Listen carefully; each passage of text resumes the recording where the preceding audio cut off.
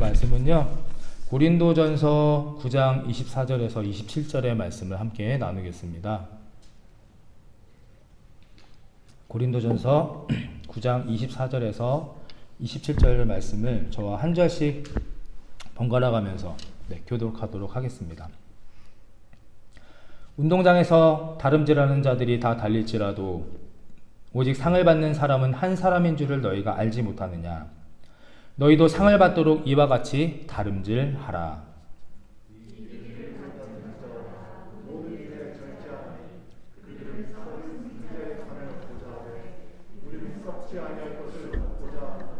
그러므로 나는 다름질하기를 향방 없는 것 같이 아니하고 싸우기를 허공치는 것 같이 아니하리라. 함께 읽습니다. 내가 내 몸을 쳐 복종하게 하면 내가 남에게 전파한 후에 자신이 도리어 버림을 당할까 두려워함이로다. 아멘. 말씀의 제목도 함께 읽어보겠습니다. My life is message. My life is message. 라는 제목으로 오늘 함께 은혜를 좀 나누고자 합니다. 지난 주일에 제가 했던 설교의 주제 기억나십니까? 이 시간이 되면 다들 꿀먹은 벙어리가 되시고 저의 눈길을 피하시며 고개를 숙이시는 겸손한 할렐루야. 네, 제목은 맞습니다. 네. 제목은 맞는데요. 주제 두 가지였습니다. 지탱, 소통. 네, 서로를 위해서 우리 지탱하자. 네, 그리고 소통, 진정한 소통은 상호 간에 막힘이 없는 소통이 진짜 소통이다. 네. 다음 주에 또 해도 되겠는데요, 이 설교? 네. 앞으로 제가 여러분들과 알아갈 시간들, 또 관계할 일들이 참 많겠죠. 많은데 그 빠른 관계 발전을 조금 더 시간을 줄여보고자 그리고 제가 지난주에 설교한 것처럼 우리 소통을 해야 하는데 저를 알아야 여러분들이 저를 소통하실 것이고 또 반대로 여러분들에 대해 저도 알아야 소통을 할 수 있을 것 같은데 어떻게 하면 좋을까라는 마음을 주셔서 제가 그동안 좀 살아왔던 이야기들 잠깐 그리고 하나님을 만났던 어떤 개인의 신앙 간증 같은 그런 경험의 시간들을 좀 같이 나누면서 소통을 조금 더 해보고자 그렇게 오늘 이 시간을 준비하였습니다. 간증하는 게 더 힘들어요. 설교하는 게 전 더 쉽더라고요.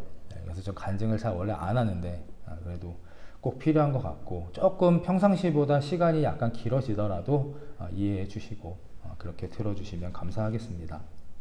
저는 1977년 9월 27일 서울 동대문에서 태어났고요. 왕십리에서 태어났습니다. 그래서 김문국 씨의 노래처럼 77년 왕십리 거기서 태어났고요. 목사님이신 아버지를 따라서 2살에 강원도 원주로 이사를 갔습니다. 그래서 그곳에서 유년 시절을 보냈습니다.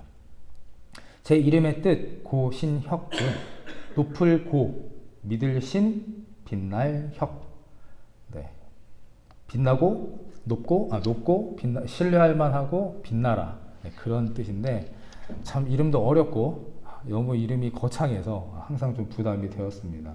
그래서 부모님께서 지어주셨고 지금까지는 이 이름의 수준에 어떤 도달하는 그런 삶은 살지 못했지만 그래도 남은 삶은 이름처럼 조금이라도 지어준 이름에 보답하기 위해 살아보려고 그렇게 노력하고 있습니다. 특별히 높아지고 그 다음에 빛나는 것까지는 모르겠는데 믿을 신, 다른 사람들이 믿고 그리고 하나님께 좀 신뢰가 갈 만한 목사가 되기 위해서 그렇게 살아보려고 애쓰고 있습니다. 유년 시절의 이야기를 좀 얘기해보면 지금 저의 키와 체중, 체형이 중학교 2학년 때 신체 사이즈입니다. 네, 작은가요? 큰가요? 크죠. 또래 친구들에 비해서 체격도 컸고 운동신경도 남들보다 좋은 편입니다. 어렸을 때부터. 그래서 운동부 감독님들이 참 탐을 많이 냈던 인재입니다. 그 시골에서도 정말 여기저기서 이렇게 코를 부를 정도로 좀 이렇게 좋아하셨습니다. 그래서 중학교 때까지는 초등학교, 중학교 축구부 그리고 축구 선수 육상 200m 선수였고요. 고등학교 때는 이제 농구를 저는 되게 하고 싶었는데 키가 너무 작아서 그래서 저를 스카우트 하려고 했던 그 어떤 그 고등학교 감독님하고 병원에 갔었습니다. 그래서 이제 성장판을 찍었는데 성장판이 이미 다쳐서 얘는 더 이상 클 수 없다. 그래서 이제 포기하고 그렇게 다시 돌아왔던 기억도 있고요. 세파타크로, 혹시 세파타크로라는 운동 아십니까? 세파타크로? 들어보신 적 있으신가요? 네, 대나무공으로. 족구하고 비슷한데 맨발로 하는 대나무공으로 운동이 있습니다. 네, 그것도 제가 좀 어렸을 때 했었고, 네, 그래서 하여튼 여러 가지 그런 운동으로 어린 시절을 보냈었고요. 근데 이제 목사님이셨던 저희 아버지는 제가 그 운동하는 걸 그렇게 싫어하시고 반대하셨습니다. 왜냐하면 본인을 이어서 감리교 신학대학교에 입학해서 목회자가 되길 원하셨습니다. 성경 말씀을 보면 3대가 주님께 헌신하면 그 후에 후대가 축복을 받는다. 이 말씀을 너무 많이 믿으셔서 저와 제 아들들까지 목사를 만드시려고 그렇게 하셨었는데 그것 때문에 좀 많이 힘들었던 것 같습니다. 그래서 제 유년 시절은 좀 그렇게 쉽지 않은 그런 삶을 살았습니다. 여러분 보시기에 제가 부모님 말씀을 잘 듣게 생겼습니까? 잘 안 듣게 생겼습니까? 네. 여러분 보시기에 제가 부모님 말씀을 잘 안 듣게 생겼습니까? 잘 안 듣게 생겼습니까? 잘 안 듣게 생겼지요. 유년 시절 대부분의 기억은 반항, 어떤 폭력, 가출 이런 연속의 삶이었습니다. 많이 진짜 혼났고 많이 맞았습니다. 제가 달리기가 빠르니까 200m 선수니까 아버지가 몽둥이만 들면 냅다 신발도 안 신고 도망가는데 하도 도망가니까 이제 아버지가 약이 오르셨는지 어느 날은 뛰어가는 저를 붙잡아서 예전에 집에 가면 옥상에 올라가면 이렇게 십자가처럼 된 빨랫대가 있지 않습니까? 거기다가 저를 끈으로 묶고 혼내고 그랬던 적도 있었을 정도로 그렇게 많은 말썽을 피웠던 것 같습니다. 할머니가 아니셨다면 얼마 전에 돌아가셨던 할머니가 아니셨다면 아마 이 자리에 서 있지 못했을 수도 있을 것 같다라는 그런 회고를 할 정도로 좀 그렇게 많이 속을 썩였던 것 같습니다. 그래도 뭐 머리가 아주 나쁘진 않았고 또 어떤 목적이 있었기 때문에 운동도 했고 공부도 나중에 열심히 해서 학교에 들어갔고요. 아이고 제 어린 시절을 보는 나이가 또 저긴데요. 네. 네, 그래서 열심히 살았습니다. 대학교에도 들어갔고 그렇게 열심히 살았는데 그때에는 다른 목적이 없었습니다. 그냥 무작정 열심히. 그래서 학교에서 뭐 근로장학생, 그 다음에 시간이 날 때마다 온갖 아르바이트를 하면서 돈을 벌었습니다. 뭐 체육과 가다 보니까 뭐 수영 강사도 하고 뭐 테니스도 하고 어떤 때 뭐 국회의원 경호원도 하고 뭐 주말 체육교실 뭐 여러 가지 그런 일들을 했고요. 졸업한 후에는 헬스 트레이너, 그 다음에 이제 자격증을 취득해서 장애인 분들을 이렇게 재활하는 재활센터 강사 이런 것도 했었고 또 스포츠 매니지먼트 회사에도 취직을 했었습니다. 그때 나름 좀 이렇게 유명했던 회사에 들어가서 설계현 선수 다 아시죠? 설계현 선수가 안더레이트에 들어갈 때 그런 계약에도 좀 관여를 했었고 저희 이플레이라는 그 회사에 이천수도 있어가지고 그 당시 이천 선수도 막 같이 하고 막 그랬던 기억도 있습니다. 열심히 살았고 어느 정도 자리도 잡았었고 성공에 대한 갈망과 어떤 그런 열정 능력도 있었던 젊은 시절이었습니다. 그런데 오늘 성경에 있는 말씀처럼 아까 봉독한 말씀처럼 상은 받고 싶었고 잘 살고 싶었지 무엇을 위해 그렇게 살아가는지 무엇이 본질이고 무엇이 정말 중요한 것인지 그 안에 하나님이 계시지 않을 뿐이었습니다. 오늘 읽은 말씀처럼 썩어 없어질 승리자의 관을 향해서 어떤 방향도 없이 그냥 열심히 달리기만 그렇게 한 겁니다. 다 아시겠지만 잘못된 방향으로 열심히 뛰고 노력해봐야 결국에 뭐가 남겠습니까? 망하고 어려운 길만 가게 될 뿐입니다. 오늘 여러분에게 저의 이 이야기를 하면서 이런 질문을 드리고 싶습니다. 열심히 살고 계십니까? 다들 하루하루 주어진 시간 최선을 다하면서 정말 열심히 살고 계십니까?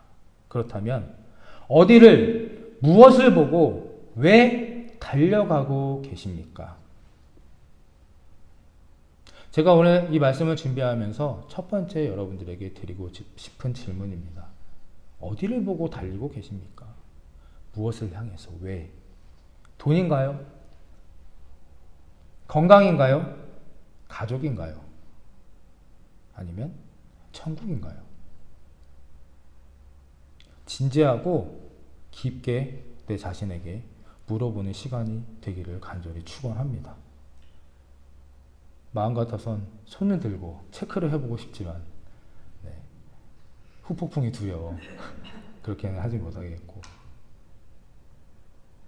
여러분의 지금의 신앙과 한 번밖에 없는 이 되돌아오지 않을 이 삶이, 이 열정이 어떤 돈이나 가족이나 집이나 이런 것들에, 건강 같은 거에 국한되어 있다, 제한되어 있다면 오늘 저의 이야기를 조금 더 주의 깊게 들어주시기를 바랍니다. 제가 하나님을 제대로 만나기 전에 삶의 목표로 삼았던 것, 세상 사람들과 똑같았던 것 같습니다. 돈 모아서 맛있는 거 먹고 좋은 데 가고 좋은 거 사고 여행 다니면서 그렇게 살고 싶었습니다. 닥치는 대로 돈을 벌었고 모아서 뭐 먹고 마시며 여행을 즐겼습니다. 얼마나 놀고 싶었으면 대학교 졸업식 하지도 않았는데 앨범 받기도 전에 저는 영국으로 떠났습니다. 한국에 있는 게 지겹고 싫어서, 부모님의 간섭과 이제 대학교 졸업하면 여기 부모님들 다 너 뭐 할 거니, 뭐 해 먹고 살 거니, 어디 취직할 거니, 그 소리가 너무너무 듣기 싫어서 그냥 어학연수 갈게요 하고 영국으로 도망갔습니다. 프리미어리그 축구팀 첼시라는 팀이 있었는데 그 팀에 제가 그때 너무너무 좋아서 막 속된 말로 미쳐 있어가지고 거기 한번 가보고 싶어서 그렇게 비행기를 탔습니다. 나중에 제가 헬스클럽을 차렸을 때 이름도 첼시였습니다. 그 정도로 첼시라는 팀을 너무 좋아했었는데, 어쨌든 거기 가서 그렇게 삶을 살고 하다 보니 거기도 또 지겨워지더라고요. 뭐 마음 자체가 올바르지 못한데 어디 가서 올바르고 또 안정된 걸 찾겠습니까? 이번엔 어디로 갔냐? 미국으로 갔습니다. 미국의 내시빌, 테네시의 내시빌이라는 데가 있는데 그 엘비스 프레슬리가 태어난 고향 쪽입니다. 근데 거기에 저희 친척이 5가정이 모여 사는 곳이 있어서 그곳에 가서, 거기서 양계장 가서 닭 잡으면 3년만 잡으면 시민권 영주권 받을 수 있다고 삼촌이 그래가지고 또 깜빡 속아가지고 거기 가서 한 달 동안 닭 잡다가 이거 쉬운 일이 아니더라고요. 그래서 뭐 어쩌저쩌 하다가 거기서도 한 1년 반 있다가 영국에서 몇 년 있다가 한 4년 반이라는 시간이 그렇게 그냥 지나갔습니다.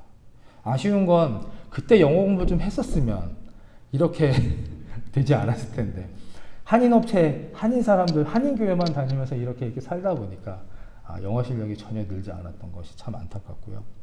결국 사람에게 배신을 당했습니다. 한인교회 장로님 소개로 영주권을 받기로 했다가 사업체가 어려워지자 그 장로님이 속이고 모든 것을 다 가지고 정산해서 그냥 독일이라는 나라로 도망가 버렸습니다.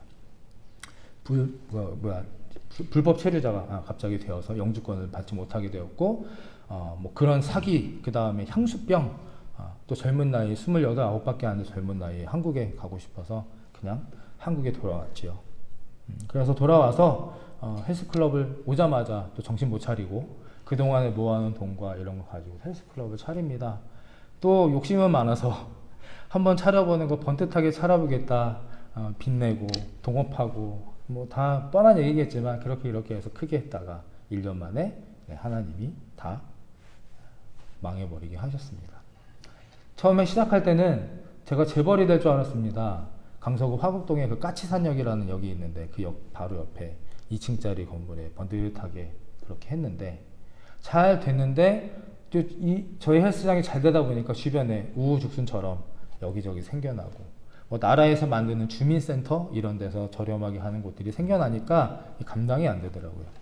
그러다가 동업했던 친구가 자기 본전 찾기 위해서 사채를 끌어다 쓰고 그리고 중국으로 도망가 버리고, 사람을 되게 잘 믿는 단순한 그런 성격이기 때문에, 그래서 저는 사람을 별로 신뢰하지 않습니다. 이게 저의 큰 기도 제목 중에 하나입니다. 저도 이렇게 살아오면서 사람들에게 많은 상처를 받았고 배신을 당했기 때문에 제가 헬스클럽하고 돈이 많고 잘 나갈 때 제 주변에 정말 엄청나게 많은 사람들이 있었습니다. 뭐 결혼하자고 달려들던 여자들도 많았고, 뭐 동업하자, 뭐 하자 했던 친구들도 엄청 많았는데, 딱 제가 망하고 나니까, 제가 가진 것이 없어 보이니까 정말 물거품처럼 한순간에 다 사라집니다. 결국 그 사채 빚을 공동명의를 하기 때문에 제가 감당하게 되어서, 한국의 사채업자들 혹시 경험해 보신 분이 없겠죠? 예, 뭐 절대 있으시면 안 됩니다. 진짜 무서운 사람들이더라고요. 예, 이제 쫓다 안 되니까 주일날 아버지 교회 신자처럼 들어와가지고 뒤에 앉아 있다가 아버지한테까지 그렇게까지 한 그 경험을 다 하고, 결국 저는 이제 한 달 동안 내내 도망 다녔습니다. 한강 가서 자고, 서울역 가면 무료 급식해주는 밥 주는 데가 있거든요. 거기 가서 같이 밥 먹고, 한 달을 도망 다니다 도저히 안 돼서 뭐 어쩔 수 없었죠. 교회까지 쫓아와서, 아버님 교회까지 쫓아와서 이제 온 교회가 다 알게 되었고, 그래서 집에서 이제 해결을 어느 정도 해주시고, 개인 회생 정책이 있습니다, 한국에. 그 정책을 통해서 8년 동안 그 빚을 다 갚았습니다. 그러면서 조금씩 삶을 돌아보고, 내가 어떤 사람인가, 왜 이렇게 살아야 하는가, 교회나 새벽 예배 때 기도하고, 또 이렇게 신앙생활을 조금씩 하는 와중에 이 말씀을 우연히 보게 됩니다. 함께 좀 읽어보겠습니다. 시편 7편 12편 말씀인데요. 함께 읽겠습니다. 사람이 회개하지 아니하며 그가 그의 칼을 가시며 그의 활을 이미 당기어 예비하셨도다. 사람이 회개하지 아니하면 칼을 갈고 계시고 활을 당기어서 예비하고 계십니다. 너무나 두렵고도 무서운 말씀입니다. 저는 이 말씀과 시편 이 내용을 쭉 처음 접했을 때 정말 제 가슴에 이 화살이 박히는 것 같은 그런 느낌을 받았습니다. 제가 왜 여러분들에게 오늘 이 이야기를 하시는지 아십니까? 나 힘들게 살았다, 나 이렇게 살았다, 이런 얘기 하려고 여러분들에게 하는 것 아닙니다. 제가 이 성경 말씀을 진작에 알았고 믿었고 하나님 앞에 회개를 했다면 그런 아프고 힘든 경험은 하지 않았을 겁니다. 한강을 바라보며 잘 데가 없어서 그렇게 컵라면 하나로 몇 날 며칠을 때우면서 죽음의 위기에 직면할 정도로 어렵고 아프게 하나님을 만나지 않았을 것이라는 이야기입니다. 고집불통, 교만하고 이기적인 저를 향해 하나님은 언제나 칼을 갈고 계셨고 활을 당기고 계셨는데 그 사실을 몰랐고 때로는 알면서도 외면했고 그렇게 살다가 결국 큰일 겪고 나서 바닥을 기고 무릎을 꿇고서야 하나님을 그렇게 만나게 된 것입니다. 열심히 살고 계십니까? 무엇을 향해 왜 열심히 살고 계십니까? 지금 하나님이 여러분 곁에서 어떤 생각을 하고 계실지, 어떤 다음 스텝을 생각하고 계실지, 준비하고 계실지 궁금하지 않으십니까? 혹시 저한테 하셨던 것처럼 나도 모르는 사이에 칼을 가시고 활을 당기고 계시지 않으실까요?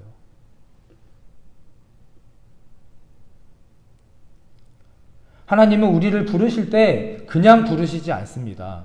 많은 과정들을 거치게 하십니다. 때로는 너무 힘들고 어려운 이런 과정입니다. 그런데 중요한 것은요, 그냥 두렵고 무섭고 우리 하나님이 왜 이러시지? 이런 것이 아니란 겁니다. 이것은 나를 파괴하고 무너뜨리려고 하는 것이 아니라 내 삶을 풍성하게 하시고 올바르게 하기 위한 것임을 깨닫는 이 시간이 되기를 간절히 축복합니다.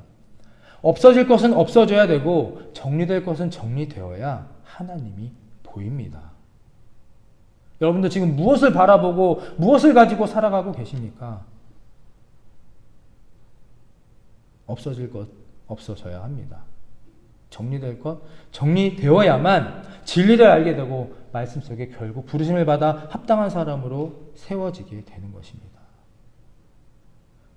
고신영 목사이기 전에 한 사람의 인간으로서 여러분들에게 간곡히 부탁드리고 또 이렇게 함께 기도를 나누고 싶습니다. 교만함, 인간적인 욕심을 버리시길 바랍니다. 내 생각, 내 계획들을 하나님 앞에 내려놓으시길 바랍니다. 그렇지 않으면 10년이 가도 20년이 가도 하나님 제대로 만나지 못합니다. 저처럼 어리석고 멍청한 그런 시간을 버리지 마시길 바랍니다. 평범하고 좋은 상황에서 하나님을 인격적으로 만나는 것 또한 크나큰 축복임을 깨닫는 은혜가 있기를 간절히 축복합니다. 속히 진심을 다해 회개해야 합니다. 그렇게 새로운 삶을 살기로 결심하고 그렇게 이제 살아가던 어느 날 우연히 저희 어머니가 성경책 갖고 와라 심부름을 시켜서 성경책을 이제 어머니한테 갖다 드리다가 앞에 보게 되었는데 맨 앞장에 성경책 맨 앞장에 기도 제목표가 있었습니다. 뭐 한 10가지가 쭉 적혀 있는데 그 맨 앞에 이런 글귀, 이런 말씀 기도 제목이 적혀 있었습니다. 내 아들이 주님의 일꾼이 되어 성경 말씀대로 살게 하소서. 놀랍지 않으십니까? 주님의 일꾼이 된 것도 대단한데 성경 말씀대로까지 살게 하라는 것이 저희 어머님의 기도 제목이십니다. 그 종이가 얼마나 눈물을 이렇게 쏟으면서 기도했는지 커피를 쏟은 건지 모르겠지만 이렇게 얼룩이 지고 아주 오래된 낡은 종이였습니다. 주님의 일꾼이 되어 성경 말씀대로 살게 하소서. 어머님의 그 거룩한 욕심이 적힌 낡은 기도 제목 종이를 보고 저도 모르게 눈물을 흘리며 감격하고 기도해서 드디어 정신을 차리고 2009년에 감리교 신학대학교에 들어갔습니다. 제가 체육대학에 진학할 때부터 부모님이 저를 이기지 못하고 하신 말씀이 있습니다. 지금부터 10년 동안만, 딱 10년 동안 네 멋대로 살아봐. 근데 10년 후에 네 마음대로 안 될 경우에는 그때 내 말을, 부모님 말을 들어.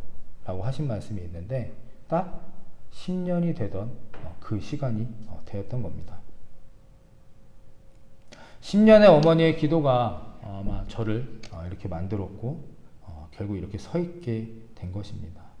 겸손한 게 아니라 저는 진짜 부족하고 연약한 사람입니다. 결격 사유가 참 많은 것 같습니다. 어떻게 여기 서 있었느냐? 지금 이 자리까지 어떻게 와서 여러분 앞에 담임 목사라는 그 귀한 중책을 맡아 이렇게까지 하고 있는가? 바로 어머니의 기도입니다. 사랑하는 자녀들 계시지요? 신앙생활 잘하고 계십니까? 사랑하는 부모님이 계시죠? 사랑하는 남편, 아내가 있습니다. 신앙생활 잘하고 계십니까? 그들을 위해서 계속해서 기도하시기 바랍니다. 포기하시지 말기 바랍니다. 기도하는 부모님들의 자녀들은 절대 망하지 않습니다. 물론 잠시 잘못된 길로 갈 수는 있으나 결국 그 기도의 힘으로, 기도의 능력으로, 하나님의 은혜로 다시 제자리로 돌아오게 되어 있습니다. 기도를 포기하지 않고 사랑으로 끝까지 손잡고만 있다면 결국 하나님 품으로 돌아오게 됩니다. 좋은 교회의 미래가 될 아이들, 학생들, 청년들, 그리고 내 자녀들, 내 남편을 위해서 우리 계속 기도하시기 바랍니다. 다시 한번 말씀드립니다. 기도하는 부모의 자녀는 절대 망하지 않습니다. 또 이런 말씀도 드리고 싶습니다. 기도하는 목사의 성도는 절대 실패하지 않습니다. 그래서 저는 계속 기도할 것입니다. 오늘 이 예배가 끝난 후에 돌아가셔서 내가 사랑하는 자녀들, 내 사랑하는 남편, 아내, 그리고 나의 전도 대상자들을 위해서 얼마나 기도하고 있는지 꼭 점검해 보시기 바랍니다. 일주일에 1시간, 일주일에 10분 하고 계십니까? 얼마나 하고 계시냐는 말입니다. 절대 포기하지 마시고 하나님이 원하시는, 일하시는 그때에 올바르게 세워질 것을 믿고 기도를 놓지 않고 포기하지 않으시는 저와 여러분이 되시기를 다시 한번 간절히 축원합니다. 2009년에 그렇게 감리교 신학대학원에 들어가서 전도사가 되었습니다. 그래서 첫 사역지에 가서 아내도 만나고 교회에서 사역도 시작하게 되었습니다. 그런데 2년 전에 그렇게 하나님을 우여곡절 끝에 힘들게 만나서 이렇게 시작을 했는데 2년 만에 제 믿음이 더 커졌겠습니까? 작아졌겠습니까? 2년 만에 작아졌겠습니까? 작아졌겠습니까? 작아졌겠지요. 사람은 참 간사하고 연약한 피조물입니다. 그 난리 법석을 치고 여기까지 왔는데 저도 모르게 자꾸 예전의 모습으로 돌아가는 겁니다. 제가 전도사가 되고 교회 가면 저는 너무 다 은혜롭고 막 사랑스럽고 형제님 자매님 축복합니다 다 이럴 줄 알았는데 실상 가보니까 꼭 그렇지만도 않았던 겁니다. 오히려 그 열정과 그 첫사랑을 가지고 막 들어갔던 저에게 순수한 저에게 큰 상처를 주는 그런 사람들 어떤 말들 일들이 2년 동안 참 많았던 것입니다. 그러니까 자꾸 이렇게 흔들리게 되는 제 자신을 발견하고 어려워하고 있었습니다. 그러다 어느 날에 이제 아버님이 뭐 교회를 하시니까 이제 교회 부흥회를 하는데 뭐 능력 있는 기도하는 목사님 모셔서 부흥회하니까 너 가봐 4박 5일 하는데 가기 싫다고 피해 다니다 마지막 날 밤에 이제 끌려서 맨 뒤에 가서 이제 모자 쓰고 고개 숙여 앉아서 이제 그러고 있는데 한참 설교를 하시고 임파테이션 사역, 치유 사역이라고 혹시 아시는지 모르겠습니다. 이렇게 사람 세워놨는데 서서 이렇게 기도하고 이마에 손을 대면 이렇게 어떤 성령의 능력으로 잠시 기절하거나 쓰러지고 나서 어떤 체험을 하는 또 치유가 되는 그런 사역들이 있습니다. 뭐 일반적인 사역은 아니지만 그렇게 가끔 그런 교회나 어떤 그 능력 있는 치유의 목사님이 오셨을 때 그렇게 하는 부흥회가 있는데 저희 교회에 이제 그런 목사님 오셨습니다. 덩치가 저의 2배만한 흑인 목사님이시고 안드레 잭슨이라는 이름을 가진 목사님인데 뭐 앞에서 뭐 샬라샬라 영어로 막 한참 그렇게 하시더니 갑자기 이제 줄을 쭉 서서 그 사역을 하기 시작하셨습니다.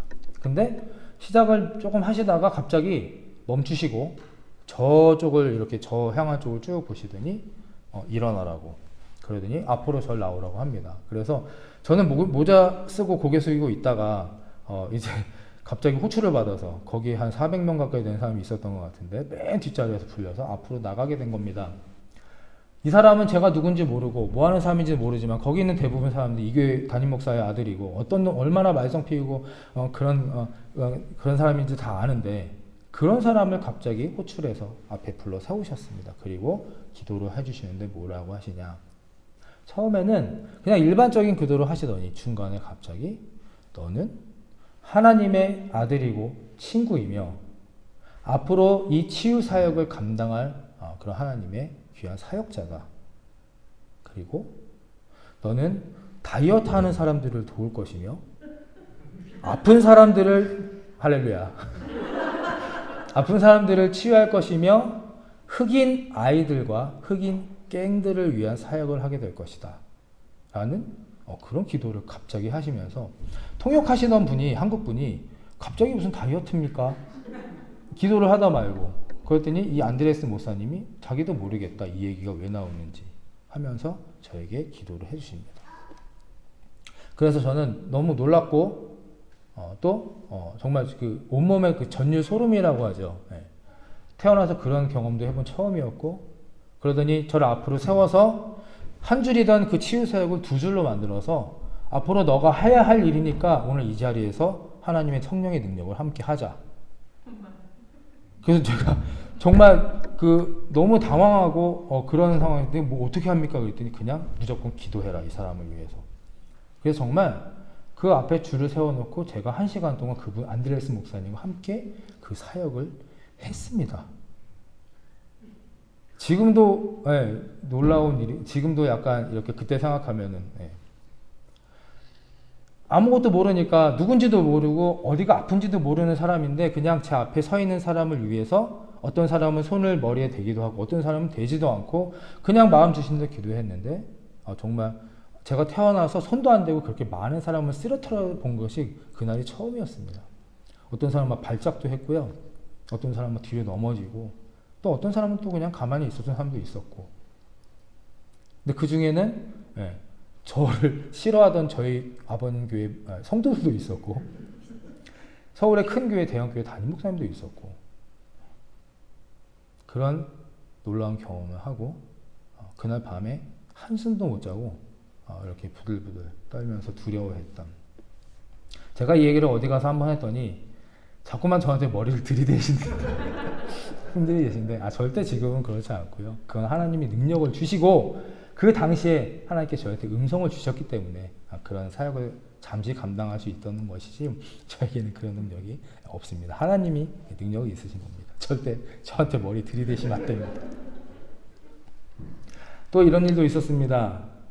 제 아내가 저기 있는데 같이 이제 연애하고 그렇게 돌아다녔는데 이제 부흥회를 또 한번 같이 가게 된 기회가 있어서 처음으로 한 번도 가보지 않은 그런 부흥회에 가서 아내하고 이렇게 뒤에 앉아 있었는데 그날도 그 목사님이 또 수많은 사람 중에서 저기 있는 형제 일어나십시오. 접니까? 또 나구나. 또 일어났습니다. 제가 그때 기도 제목이 뭐였냐면요. 하나님, 저는 하나님을 있는 건 알겠는데 제가 이 일을 감당할 자신이 없습니다. 저는 이거 부족한 사람이고 하기 싫습니다. 솔직히 저는 제가 하고 싶은 일 하면서 돈 많이 벌어서 저는 목사님들 교회 엄청 서포트하면서 좀 폼나게 신앙생활을 살겠습니다.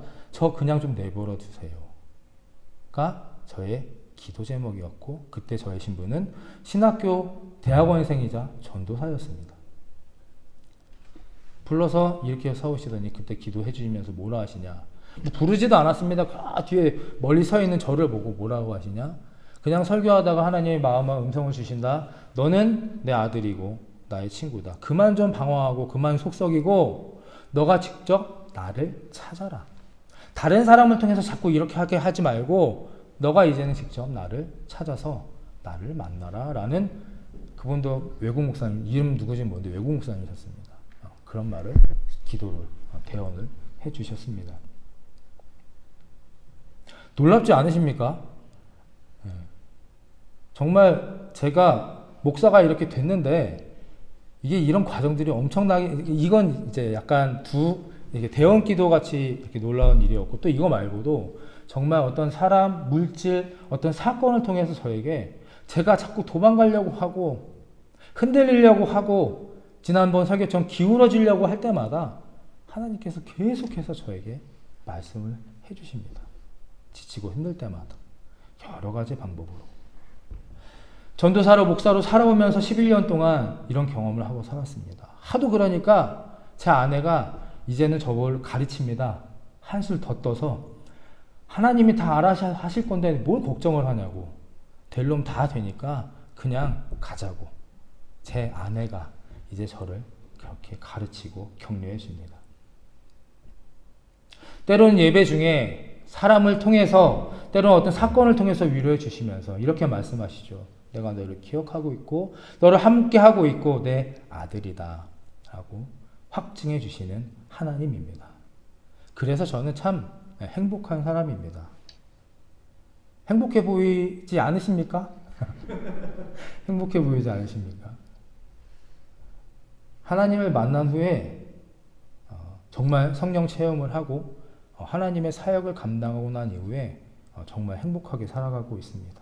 물론 세상적으로 제가 가난할 겁니다. 여기 계신 모든 분들을 통틀어 아마 제가 제일 가난할 겁니다. 자랑 아니죠. 세상적인 지식, 성경 지식도 그렇게 뛰어나거나 능력이 있지 않습니다. 가정환경, 아까 말씀드렸죠. 평생 맞고 자랐고 혼나고 자랐고 할머님도 어머님도 암으로 돌아가셨고 두 분 다 임종조차 지켜보지 못했습니다.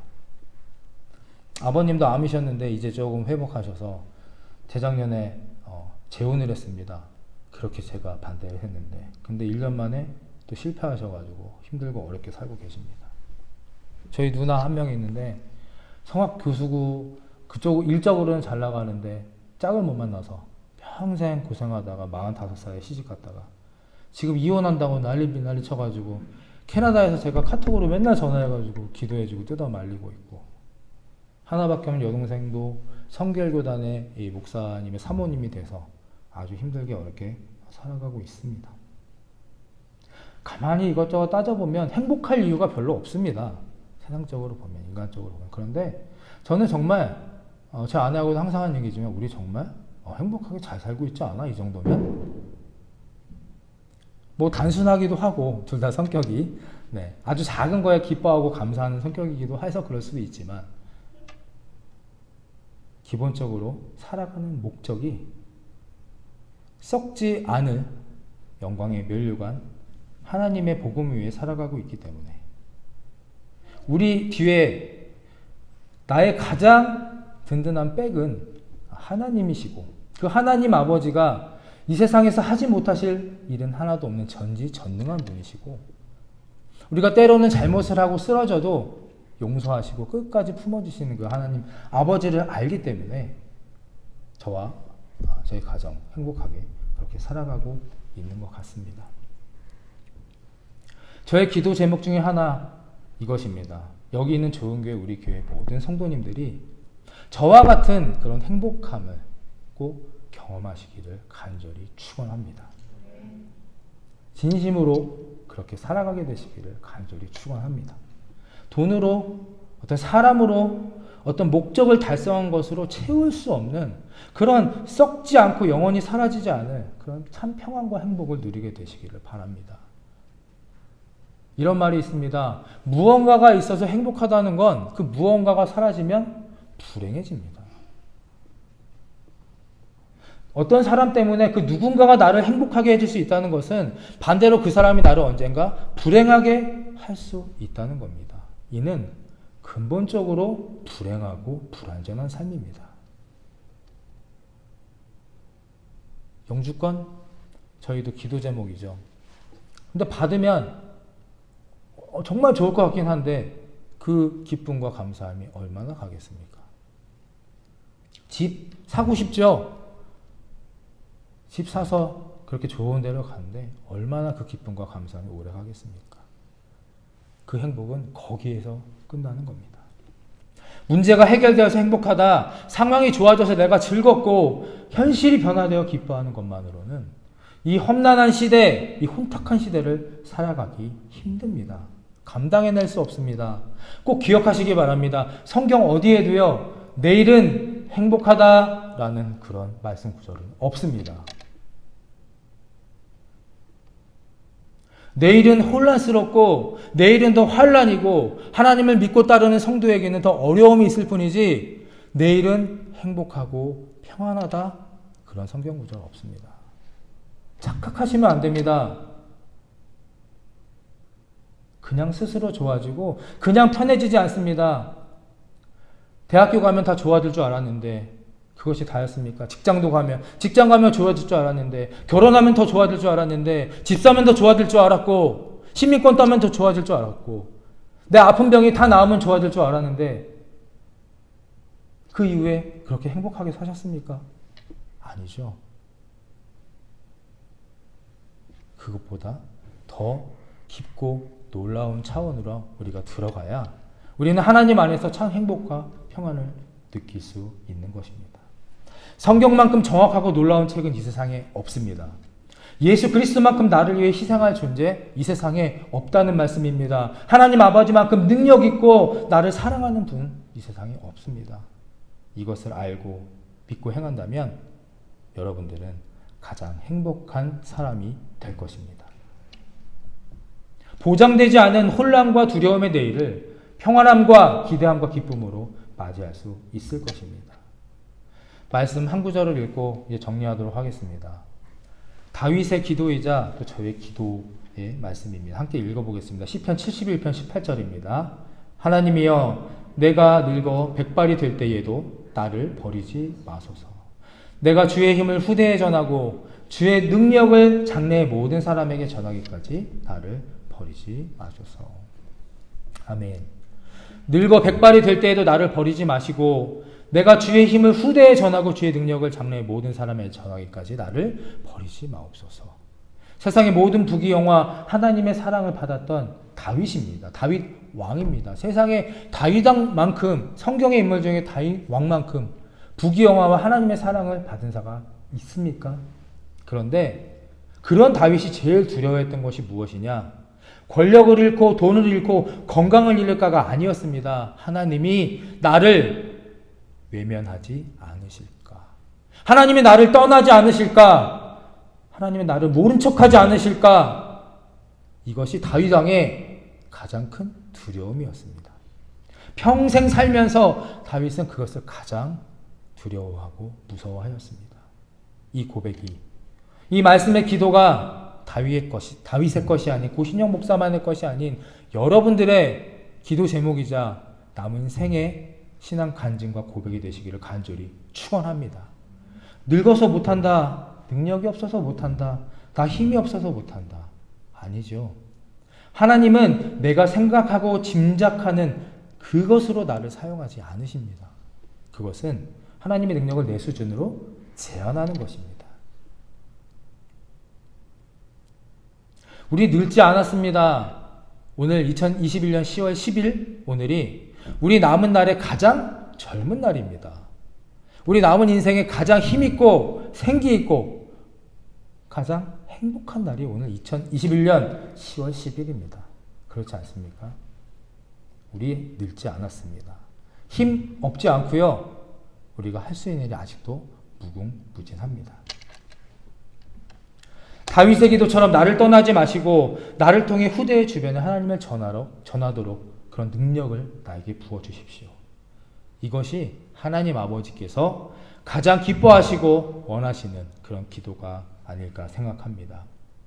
담임 목사가 된 지금 성도님들이 저를 향한 걱정도 있으십니다. 무리해서 뭐 하시다가 빨리 지치시면 안 됩니다. 감사하고 고마운 마음입니다. 그 마음 어떤 마음이 잘 압니다. 그런데 저는 이 자리에서 이런 말씀을 드리고 싶습니다. 지친다, 이제 못한다 라는 것은 사람의 능력과 사람의 힘과 생각으로 하기 때문입니다. 하나님이 주시는 힘, 그 뜻으로 감당한다면 결코 지치지 않을 것입니다. 할렐루야. 저와 여러분들에게 필요한 것은 우리의 인간의 능력과 인간의 힘과 인간의 생각이 아닙니다. 우리에게 필요한 것은 하나님의 능력. 내가 백발이 돼서 늙고 힘들어 육신은 지칠 수 있으나 이런 것 전혀 문제되지 않는 하나님의 능력과 하나님의 힘과 하나님의 기적을 나를 통해 우리를 통해 좋은 교회를 통해서 보여 주시옵소서. 우리에게 필요한 것은 바로 이 다윗의 기도입니다. 말씀을 이제 정리하겠습니다. 속히 회개해야 합니다. 하나님은 때로는 내 옆에서 활과 칼을 들고 무섭게 노려보고 계실 수도 있음을 꼭 기억하시기를 바랍니다. 그런데 그것은 겁주려고 하는 게 위협하려고 하는 것이 아니라 이제 평안하고 행복하게 영광의 놀라운 기적의 삶을 살아라 라는 아버지의 사랑의 마음의 표현임을 깨달으시기를 바랍니다. 두 번째는 계속 포기하지 않고 기도하시기 바랍니다. 저 여기 서 있습니다. 제 주변의 사람들 너 보면 하나님이 진짜 있긴 있다라고 그렇게 얘기하는 사람들이 있습니다. 그럴 정도로 기도하고 포기하지 마시고 계속해서 놀라운 하나님의 그런 능력이 임하도록 구원받을 수 있도록 기도하시기를 바랍니다. 마지막으로 한 번밖에 없는 돌아오지 않은 인생 아니겠습니까? 오늘 가장 나의 인생에서 젊고 활기차고 생기 있는 오늘 하루입니다.